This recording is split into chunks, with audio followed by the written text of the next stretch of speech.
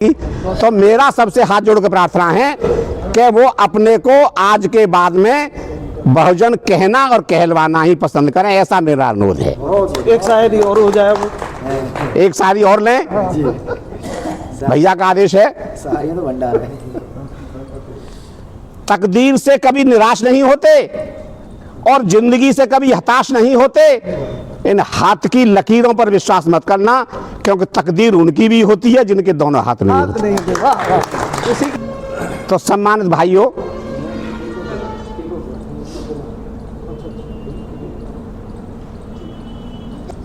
आजाद हो गया देश सुना गांवों में कुछ अरसे पहले, फिर अटक रही है भटक रही है कहाँ हमारी आजादी। अंग्रेज सौंप कर गए हिंद का राज, अरे बापू जी को भरपेट रोटियां नहीं मिली, अब तक ये कैसी आजादी। आजादी आई कलकत्ता मद्रास बंबई दिल्ली में, लंदन से चलकर लटक गई आजादी शहरों नगरों में। आजादी नहीं किसानों की, आजादी भूमिपतियों की, आजादी नहीं गरीबों की, आजादी पूंजीपतियों की। 15 अगस्त क्या गांवों में त्योहार अभी तक बन पाया, 26 जनवरी को गांवों में कभी तिरंगा लहराया। गांवों की जनता नहीं जानती मतलब 30 जनवरी का, कब जलियांवाला बाग दिवस मतलब 23 जनवरी का। समय ज्यादा हो गया है। जय हिंद, जय भारत, जय संविधान। अभी मेरे मुझसे पूर्व वक्ता बहुत अच्छी बात कह रहे थे। मैं उनकी बात से संबंध रखते हुए मैं ज़रूर कहूँगा कि आप हुक्मरान थे, लेकिन हुक्मरान से हम कहीं भटक गए। शिक्षा बिन गति गई, गति बिन नीति गई, नीति बिन धन गया, धन के अभाव में हम सब शूद्र हो गए। यही एक कारण है। इसलिए ज्योतिबा फूले साहब ने कहा था कि शिक्षा बहुत ज़रूरी है, बिना शिक्षा के कुछ नहीं होगा। मैं तो कहता हूँ कि सभी लोग अपने अपने बच्चों पे जो है शिक्षा पे बहुत ज़्यादा बल दें, क्योंकि शिक्षा ही वो शेरनी का दूध है जो पीता है वही दहाड़ता है। इस पहल को चलाने वाले, इन आयोजनों को करने वाले, मैं आदरणीय भोजराज आचार्य साहब का हृदय से की गहराइयों से बहुत ही आभार व्यक्त करता हूँ। राधाकरण साहब का बहुत ही आभार व्यक्त करता हूँ कि वो इस बुढ़ापे में डोर टू डोर हम लोगों को इकट्ठा करने में लगे हुए हैं। इससे बड़ा सहयोग कोई कर नहीं सकता। फिर भी हम न समझें, ये हमारी नादानी है। डॉक्टर साहब ने जो है ये संविधान बना के आपको दे दिया, और मैं तो ये कहूँगा कि ये संविधान न होता तो हम कहाँ होते, ये तो आप अच्छी तरह जानते हैं। मुझे कहने की ज़रूरत नहीं है, सभी लोग जानते हैं अच्छी तरह से। अगर आप लोगों की इजाज़त हो तो मैं इस परिप्रेक्ष्य में एक गीत प्रस्तुत कर दूं, जी, यदि आदेश हो तो। जी जी। जो दे दिया है मेरे भीम जी ने, मेरे भीम जी ने, वो ईश्वर कभी भी दे ना सकेगा। जो दे दिया है, जब मंदिर तुम जाते तुम्हें घुसने नहीं दिया जाता, तुम्हारे हाथ लगाने से कोई प्रदूषित हो जाता। समता का हक दे करके धम्म दे दिया है, धम्म दे दिया है, वो ईश्वर कभी भी दे ना सकेगा। ईश्वर की सत्ता बिना यहाँ पत्ता नहीं हिलता है। यहाँ होते कत्लेआम इन्हें क्यों नहीं रोकता है। रोका है भीम जी ने संविधान लिख कर वो ईश्वर कभी भी रोक ना सकेगा। जो दे दिया है मेरे भीम जी ने कोई फिर कभी भी दे ना सकेगा। जब पढ़ने तुम जाते तुम्हें पढ़ने नहीं दिया जाता, फिर कह के नीच अछूत तुम्हें अपमान दिया जाता। शिक्षा का हक दे करके दिया सम्मान है। वो ईश्वर कभी भी दे ना सकेगा जो दे दिया है। बराबर में खड़े होकर बात ना तुम कर सकते थे, गुजारा करें झोंपड़ी में महल में नहीं रह सकते थे। महलों में रहने का हक दे दिया है, वो ईश्वर कभी भी दे ना सकेगा। अफसोस आज होता तुम तो बाबा को भूल बैठे, स्वार्थ की खातिर तुम ईमान बेच बैठे। जाग जाओ जागने का वक्त दे दिया है, वो ईश्वर कभी भी दे ना सकेगा जो दे दिया है मेरे भीम जी ने। वो ईश्वर कभी भी दे ना सकेगा। इस काल्पनिक में महाभारत के समय में कि जिस समय कृष्ण का जमाना था, द्रौपदी को भरी सभा में नग्न किया जा रहा था, अत्याचार हुआ था। आज संविधान की बदौलत ऐसा नहीं हो सकता। ये प्रकाश डाला है, बहुत बहुत सुंदर लगा। हम भारत के लोग भारत को एक संपूर्ण प्रभुत्व संपन्न समाजवादी पंथ निरपेक्ष लोकतंत्रात्मक गणराज्य बनाने के लिए तथा उसके समस्त नागरिकों को सामाजिक आर्थिक और राजनीतिक न्याय विचार अभिव्यक्ति विश्वास धर्म और उपासना की स्वतंत्रता प्रतिष्ठा और अवसर की क्षमता प्राप्त करने के लिए तथा उन सब में व्यक्ति की गरिमा और राष्ट्र की एकता और अखंडता सुनिश्चित करने वाली बंधुता बढ़ाने के लिए दृढ़ संकल्पित होकर अपनी इस संविधान सभा में आज तारीख 26 जनवरी 2026 को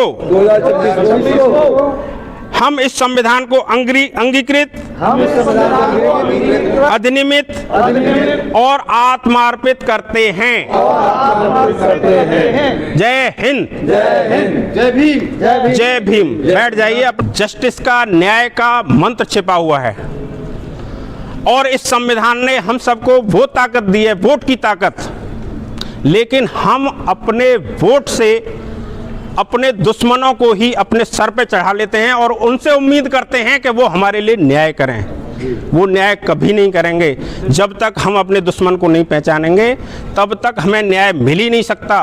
तो इस जस्टिस डे पर हमें ये भी प्रण करना चाहिए कि आने वाले 2027 में भले ही ये राजनीतिक बात हो सकती है, लेकिन हमें, क्योंकि हमारा वोट सबसे बड़ा हमारी ताकत है, जिसको छीनने की साजिश हो रही है। अगर संविधान खत्म हो जाएगा तो ऑटोमेटिकली आपका वोट की ताकत खत्म हो जाएगी।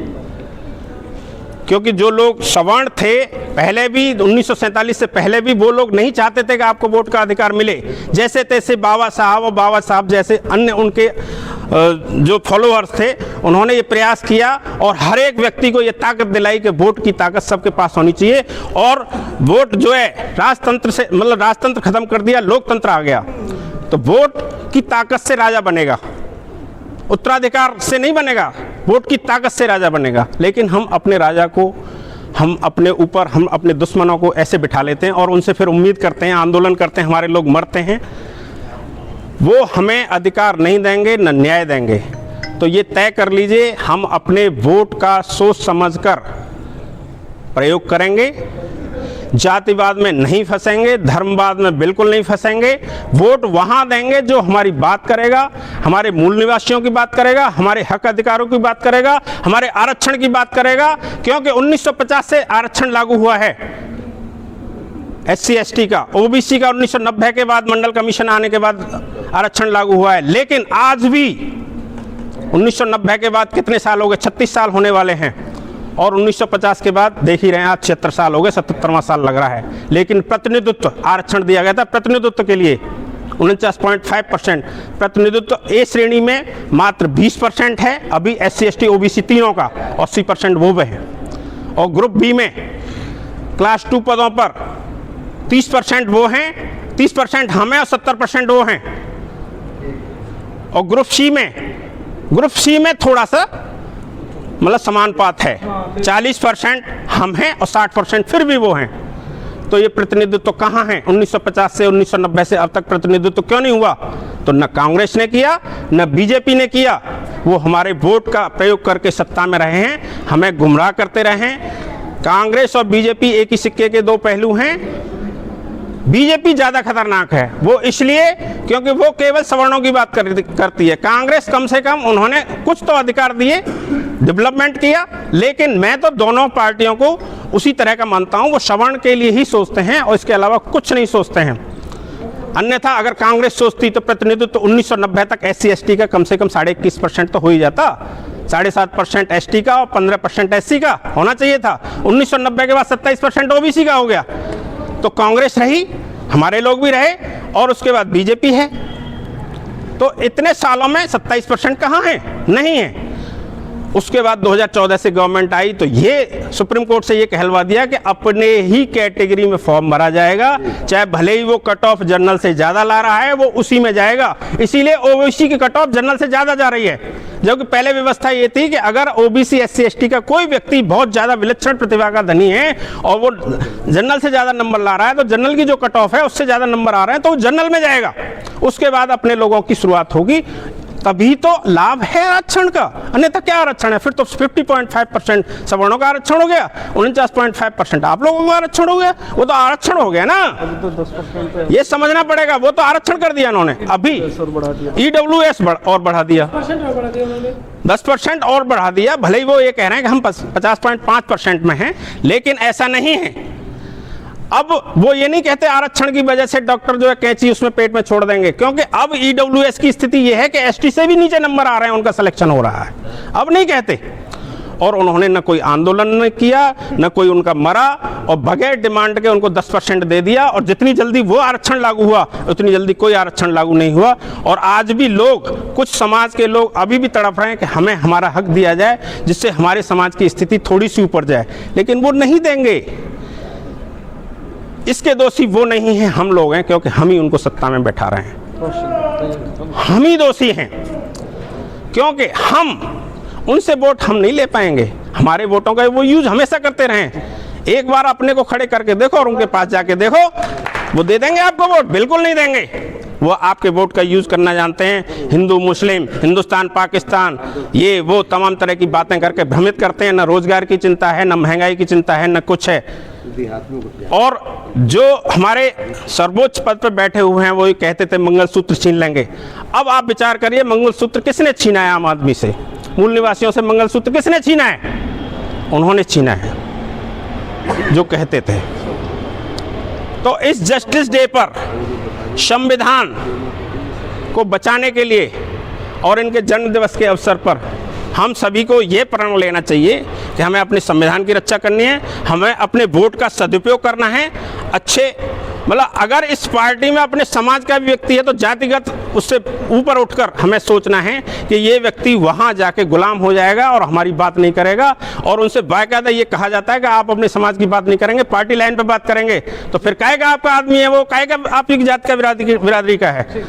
तो इस तरह से वोट मत करिए, जाति के आधार पर वोट मत करिए। ये सोचिए कि हमारे हित की बात, मूल निवासियों की बात कौन कर रहा है, SC ST OBC की बात कौन कर रहा है। इसी के साथ मैं अपनी वाणी को विराम देता हूँ। बहुत बहुत धन्यवाद आपको। जय हिंद, जय भीम। साथियों, आज के इस थोड़ा इधर मुखातिब होंगे। जन्मदिन के अवसर पर, गणतंत्र दिवस के अवसर पर हमारे इस कार्यक्रम की अध्यक्षता कर रहे अध्यक्ष महोदय, आप सभी उपस्थित महान भावों, मैं आपका हृदय से आभार व्यक्त करता हूं कि आपने शॉर्ट बुलाने पर, एक छोटी सूचना पर आप सब लोग आए।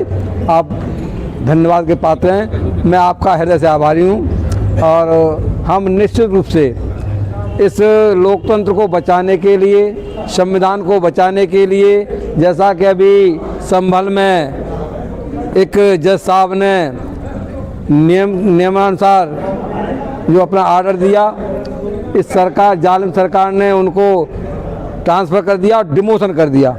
तो इसके लिए हम ये चाहते हैं कि एक दिन निश्चित कर लें और उसके खिलाफ हम एक ज्ञापन प्रस्तुत करें।